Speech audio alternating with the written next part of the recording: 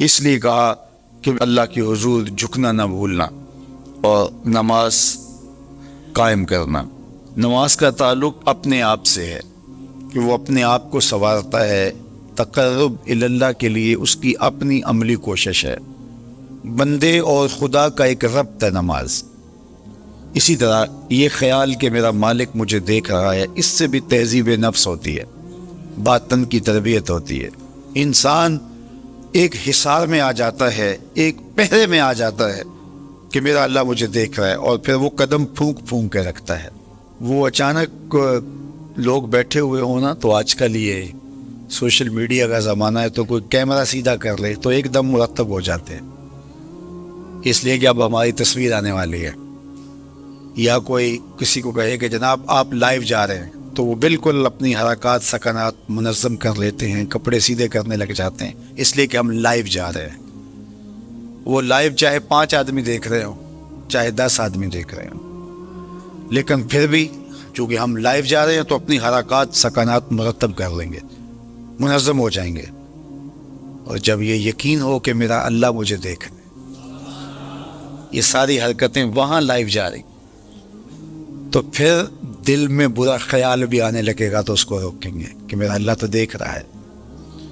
پھر بولی بھی مرتب ہو جائے گی، پھر رویے بھی مرتب ہو جائیں گے، طرز معاشرت بھی منظم ہو جائے گا، آنکھیں بھی نہیں بھٹکیں گی، خیال بھی نہیں بہکیں گے، سوچیں بھی آوارہ نہیں ہوں گی، چاہے آپ بند کمرے میں کیوں نہ ہوں، پھر بھی منظم رہیں گے، اس لیے کہ میرا اللہ مجھے دیکھ رہا ہے۔ تو یہ یقین زندگی کو منظم کرتا ہے۔ تو اس کا تعلق بھی انسان کی ذات سے تھا۔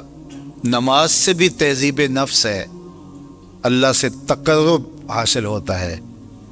اب کہا تو خود غرض نہ بننا کہ اپنے آپ کو سنوار لیا اور کافی ہے، نہیں، لوگوں کو بھی نیکی کا حکم دینا۔ وَأْمُرْ بِالْمَعْرُوفِ وَانْهَ عَنِ الْمُنْكَرِ، لوگوں کو نیکی کا حکم دینا اور برائی سے منع کرنا لوگوں کو، یہ مومن کی زندگی ہے۔ نماز پڑھنے والے اگر نماز کی روح سے آشنا ہو جائیں کہ یہ محض اوپر نیچے ہونے کی مشق نہیں ہے، بلکہ یہ اللہ کے حضور اپنی نیازمندی کا اظہار ہے، اپنے عجز کا اظہار ہے، تو پھر نماز ان کو وہ مقام دیتی ہے اور وہ شعور بخشتی ہے کہ جو بے نمازی کے نصیب میں کہاں۔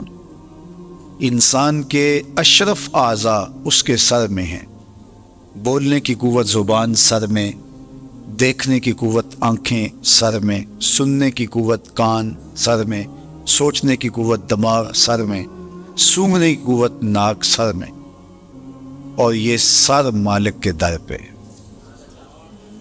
اور زبان سے بندہ کیا کہہ رہا ہے؟ سبحان ربی الاعلی، مالک تو سب سے اعلیٰ ہے۔ اور اپنا رویہ اور عمل کیا ہے کہ اپنی ناک بھی خاک پہ رکھی ہے، پیشانی بھی خاک پہ رکھی ہے، اور باقی اعضاء بھی خاک پہ ہیں۔ تو گویا عملاً یہ بتا رہا ہے مالک مجھ سے نیچا کوئی نہیں اور تجھ سے اونچا کوئی نہیں۔ اور اگر وہ نماز کی روح سے آشنا ہو جائے تو سجدے سے سر اٹھانے سے قبل اللہ سارے اس کے بوجھ اتار دے، اس کے من میں روشنیاں کر دے۔ تو نماز بندگی کا شعور دیتی ہے، من میں چراغاں کرتی ہے۔ اللہ کے حضور جھکنے سے بندہ ایسا بندہ کامل بن جاتا ہے کہ پھر وہ کسی اور کے آگے نہیں جھکتا۔ تو اپنی اولاد کو نماز کی محبت دو، نماز کی ترغیب دو، نماز کی عادت دو اور نماز کا حکم دو، اور ان کی عادت راسخ ہو جائے، طبیعت میں پختگی کے ساتھ نماز کو اختیار کرنا ان کی طبع میں جم جائے۔ نماز ان کی طبیعت میں نظم پیدا کرے گی، ان کو نظم و ضبط کا پابند بنائے گی، اور ان کی صحت کی ضامن ہوگی، اور ان کے باطن کی طہارت کا سبب اور ذریعہ ہوگی۔ اس کائنات کے کسی شخص کو اللہ نے ہدایت سے محروم نہیں کیا۔ اس کائنات کا پہلا انسان، پہلا نبی بھی ہے، تاکہ انسانی قافلہ ہدایت سے کبھی بھی محروم نہ رہے۔ اور پھر اس کے بعد مختلف ادوار میں فطری اور جبلی ہدایت تو انسان کی طبع کے اندر رکھی گئی ہے۔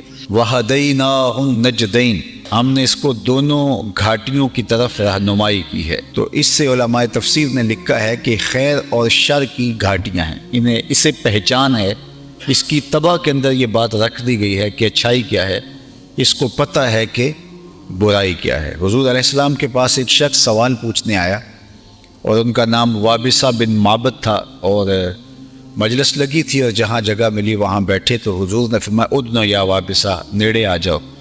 تو وہ اٹھ کے قریب آئے تو فرمایا اور قریب آ جاؤ، تو وہ اور قریب آ گئے تو تیسری مرتبہ فرمایا ادنو یا وابصہ، وابصہ اب بھی دوری ہے اور قریب آ جاؤ۔ تو حضرت وابصہ کہتے ہیں میں اپنے مقدر پہ قربان جاؤں، میں اتنا نیڑے ہوا کہ میرے گھٹنے حضور کے گھٹنوں سے چھونے لگے۔ جب اتنا قریب ہو گیا تو مجھے حضور نے فرمایا وابصہ کوئی سوال پوچھنے آئے ہو؟ میں نے کہا جی حضور سوال پوچھنے آیا۔ کہا جو سوال پوچھنے آئے ہو پوچھو گے یا بتاؤں کیا پوچھنے آئے ہو؟ عرض کی حضور اگر آپ بتا دیں پھر تو بہت خوب ہو۔ فرمایا تم خیر و شر کے بارے پوچھنے آئے ہو، اچھائی کیا ہوتی ہے اور برائی کیا ہوتی ہے؟ جی حضور یہی میرا سوال تھا۔ کہا اس کا جواب مجھ سے لینا یا اپنے آپ سے؟ عرض کی جواب آتا ہوتا تو سوال ہی کیوں کھڑا ہوتا؟ تو حضور نے حدیث پاک میں آتا ان 3 انگلیوں کو جوڑا، فَضَرَبَ عَلَى صَدْرِهِ فقال استفت قلبک، اور حضور نے یہ وسط سینہ میں دل والی جگہ پر ان انگلیوں کو یوں مارتے ہوئے کہا یہ مفتی بیٹھا اسے پوچھ لے، یہ تجھے بتا دے گا کہ خیر کیا ہے، یہ تجھے بتا دے گا شر کیا ہے۔ تو یہ فطری اور جبلی ہدایت ہے۔ وَهَدَيْنَاهُ النَّجْدَيْنِ، اس نے دونوں گھاٹیاں خیر شر کی اس کو معرفت دی ہے، اس کو پہچان کی ہے۔ یہ گناہوں کی کثرت کی وجہ سے اس پہچان کو بھی کھو بیٹھے تو امر آخر ہے، لیکن فطرتاً اس کو اللہ نے انسان کی طبع کے اندر اچھائی اور برائی کی تمیز پیدا کی ہے، جس کو کہا جاتا ہے کہ ضمیر ہے جو انسان کا اندر سے کہتا تم غلط کہہ رہے، وہ ہدایت کا چراغ ہے جو ہر شخص کے سینے میں اللہ تعالیٰ جل شانہ نے رکھا ہے۔ لیکن اس کے بعد اس نے پیغمبروں کو بھی بھیجا ہے، کتابوں کو بھی نازل کیا ہے، مصلحین بھی لوگوں کو بتاتے ہیں، اور کائنات کے اندر پذیر ہونے والے واقعات بھی انسان کی رہنمائی کرتے ہیں۔ تو یہ ہدایت کے چراغ روشن در روشن ہوتے چلے جاتے ہیں۔ تو اللہ کی اطاعت کرنا، اس کی فرمانبرداری کرنا، یہ انسان کی طبع کے اندر رکھا گیا ہے۔ اگر وہ انکار کرے تو یہ حقیقت کو جھٹلاتا ہے۔ کافر کو کافر کہتے ہی اس لیے ہیں کہ وہ اس اچھائی کو، اس فطری ہدایت کو چھپاتا ہے۔ عربی میں یہ جو کاشتکار ہے اس کو بھی کافر کہا جاتا ہے، کیونکہ یہ بھی زمین کو کھود کر کے اس کے اندر بیج کو چھپا دیتا ہے۔ تو کافر کو کافر اس لیے کہتے ہیں کہ وہ چھپاتا ہے اس چیز کو جو اللہ نے اس کی طبع کے اندر رکھی ہے، فطری جبلی ہدایت۔ حکیم نیٹشے کے بارے میں اقبال نے کہا تھا قلب و مومن دماغش کافر است، اس کا دل مومن تھا لیکن اس کا دماغ کافر ہو گیا۔ تو صوفیاء فرماتے ہیں کہ اس ایک شخص کی کہانی نہیں ہے، ہر شخص کا دل مومن ہی ہوتا ہے، اور اس پر شاہد عادل وہ حدیث ہے کل مولود یولد علی الفطرہ فابواہ یحودانہ او یمجسانہ او ینصرانہ او کما قال النبی صلی اللہ علیہ وسلم۔ ہر پیدا ہونے والا بچہ فطرت اسلام پہ پیدا ہوتا ہے۔ اب اس کے ماں باپ اس کو یہودی بناتے ہیں، عیسائی بناتے ہیں، مجوسی بناتے ہیں، ماحول اس کے اندر کفر پیدا کرتا ہے۔ لیکن اگر یہ کفر پیدا کرنے والا ماحول نہ ہو، اس کو فطرتاً یوں ہی چھوڑ دیا جائے، تو وہ معاد کا، آخرت کا انکار نہ کرے۔ اللہ تعالیٰ نے ایک جبلی ہدایت، فطری ہدایت اس کو ودیت کر رکھی جو اندر چراغ روشن ہوتا ہے، اور پھر وہ تھوڑی سی محنت سے ہی، پیغمبروں کی محنت سے، رسولوں کی محنت سے، وہ پھر ہدایت شعلہ جوالہ بن جاتی ہے۔ تو لیکن جن کو یہ صحبتیں میسر نہیں آتی، بری صحبتوں سے وہ پھر بگاڑ میں چلے جاتے ہیں۔ مسٹر آرنلڈ جو فلسفے کا استاد تھا علامہ اقبال علیہ رحمہ کا، اس نے ایک کتاب لکھی دی پریچنگ آف اسلام۔ تو اس کے اندر اس نے لکھا کہ اسلام پوری دنیا کے اوپر کس طرح پھیل گیا۔ باقی بھی تو مذاہب تھے، لیکن اس تیزی کے ساتھ ایسے نہیں پھیلے جس طرح اسلام پھیلا۔ تو اس نے کہا کہ من جملہ وجوہات اور ذرائع میں سے ایک ذریعہ اسلام کے پھیلنے کا یہ ہے کہ اسلام میں سے ہر شخص کو یہ حق دیا گیا ہے کہ وہ دین کی تبلیغ کرے اور نیکی کا حکم دے اور برائی سے منع کرے۔ میرے حضور نے خطبہ حجۃ الوداع کے موقع پر 1,44,000 صحابہ سے مخاطبت کرتے ہوئے فرمایا فَلْيُبَلِّغِ الشَّاهِدُ الْغَائِبَ، جو موقع پہ موجود نہیں ہیں تم سب کی ذمہ داری ہے ان تک میرا پیغام پہنچا دو۔ بلغوا عنی ولو آیہ، میری جانب سے ایک آیت بھی آتی ہو تم نے اس کو آگے منتقل کرنا ہے۔ مومن ایک معاشرتی فرد ہے جو صرف اپنے آپ کو ہی نہیں بچاتا، دوسروں کو بھی بچاتا ہے، دوسروں کی بہتری کا ضامن ہوتا ہے۔ من رعا منکم منکرا فلیغیرہ بیدہ فإن لم یستطع فبلسانہ فإن لم یستطع فبقلبہ وذلک اضعف الایمان۔ فرمایا تم میں سے اگر کوئی شخص برائی ہوتے دیکھے تو ہاتھ سے منع کرے، اور اگر ہاتھ سے منع نہیں کر سکتا تو زبان سے روکے، اگر زبان سے بھی نہیں روک سکتا تو دل سے برا جانے۔ وذالک اضعف الایمان، اور یہ کمزور ترین ایمان کی علامت ہے کہ وہ دل سے برا جانا۔ اسے کم از کم زبان سے منع کرنا چاہیے، کوشش تو ہو کہ ہاتھ سے منع کرے، لیکن آج کل وہ کہتے ہیں جی اب کسی کو کہنے کا زمانہ نہیں رہا۔ کسی حد تک یہ بات سمجھ میں آتی بھی ہے کہ آج کسی کو اگر کہیں تو وہ الٹا ناراض ہو جاتا ہے، بلکہ کسی کی اولاد کو کوئی تربیتی بات کہیں تو والدین آگے کہتے ہیں کہ تمہیں کس نے حق دیا ہے۔ تو یہ بات اپنی جگہ پہ، لیکن کیا ہم اس سے کسی کو کہنا چھوڑ دیں گے؟ طریقہ کار خوبصورت ایسا رکھیں کہ جو حالات کا متقاضی ہو کہنا نہ چھوڑے۔ بعض کہتے ہیں کہ جی سانو کی لگے، اپنے گھر میں کوئی چھاج بجائے یا چلنے، یہ دور نہیں رہا، زمانہ نہیں رہا کسی کو کہنے کا۔ اگر اس فلسفے کو تسلیم کر لیا جائے اور یہ طے کر لیا جائے کہ ٹھیک ہے، تو پھر برائی سے منع کون کرے گا اور نیکی کا حکم کون دے گا؟ جبکہ اس امت کی ذمہ داریوں میں یہ شامل ہے کنتم خیر امت اخرجت للناس تامرون بالمعروف وتنہون عن المنکر، تم بہتر امت ہو۔ کیوں؟ اس لیے کہ تم لوگوں کو نیکی کا حکم دیتے ہو، برائی سے منع کرتے ہو۔ یہ اس امت کی ڈیوٹی ہے، ذمہ داری ہے اس امت کی۔ یہ امت سوچنے لگی ہے کہ جی یہ دور نہیں رہا، یہی تو دور ہے۔ جب شر پھیل گئی ہو، جب برائی فروغ پا رہی ہو، تو اب تو ضرورت اور زیادہ بڑھ گئی ہے۔ جتنا اندھیرا گہرا ہو جائے اتنے ہی تو چراغوں کی ضرورت ہوتی ہے۔ اور ہم یہ فلسفہ تراش کے اپنے نفس کو مطمئن کر لیا کہ یہ دور نہیں رہا کسی کو کہنے کا۔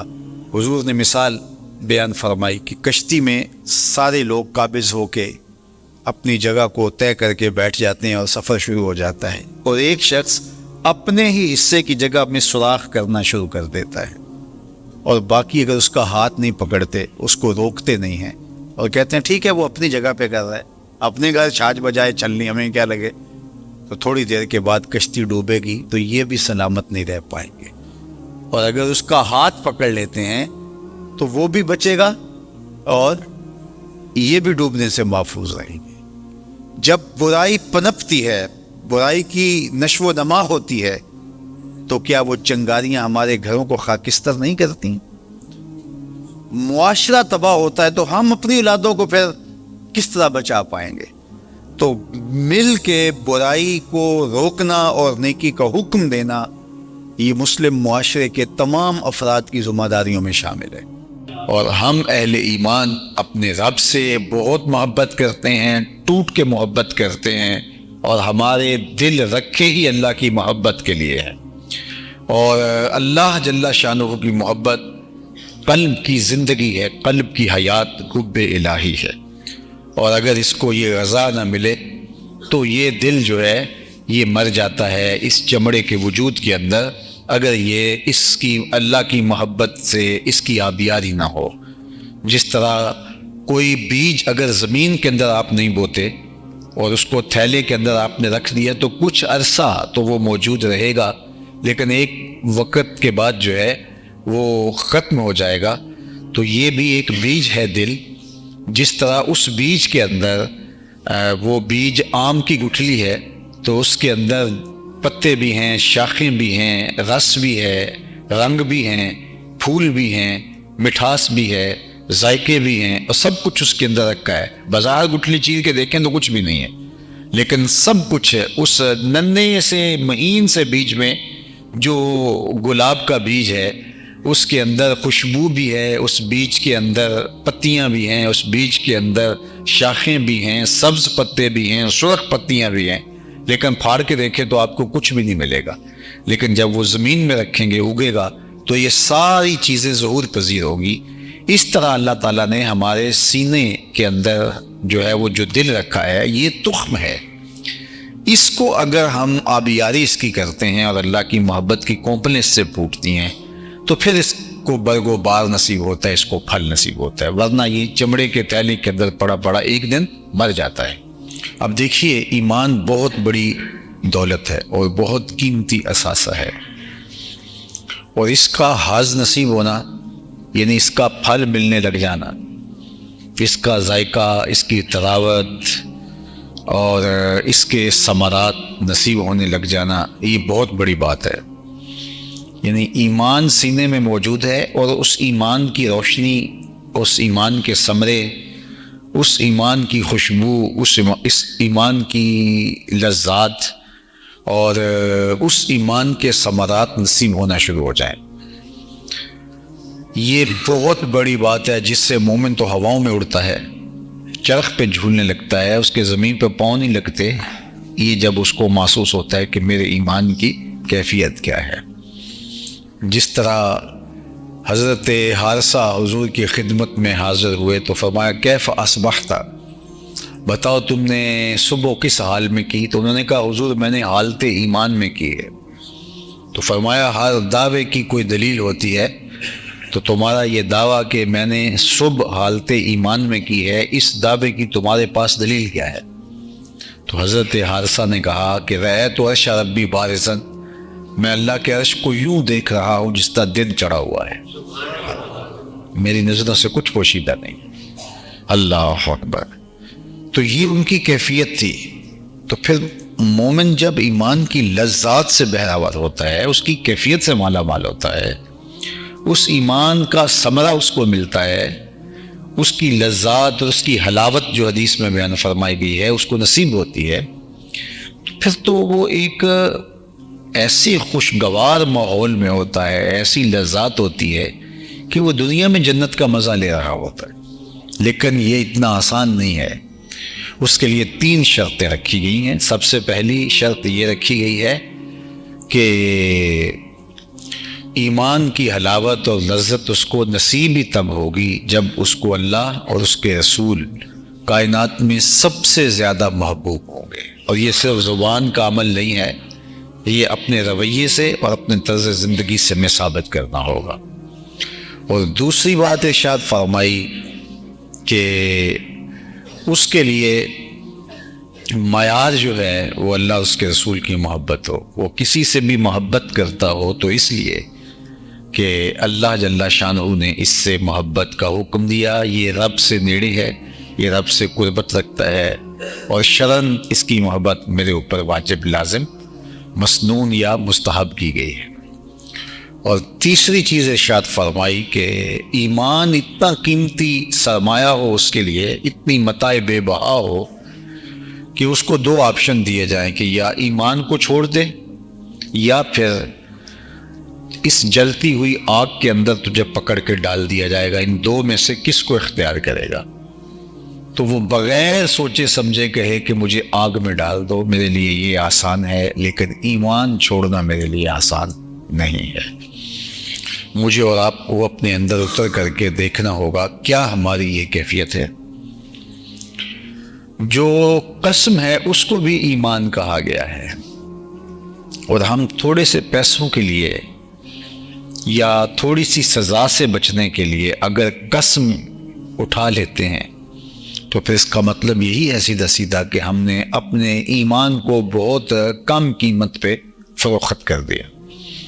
جبکہ ایک طرف جلتی ہوئی آگ کی بھٹی ہو اور ایک طرف ایمان، تو مومن ایمان کو محفوظ کر لے گا اور جلتی ہوئی بھٹی کے اندر چھلانگ لگانا اس کے لیے آسان ہوگا۔ اور اگر یہ اس کی کیفیت ہو جائے تو پھر وہ ایمان کی حلاوت، ایمان کی لذت، اس کا حظ، اس کا لطف، اس کا ثمرہ، اس کا نور، اس کی کیفیت محسوس کر سکتا ہے۔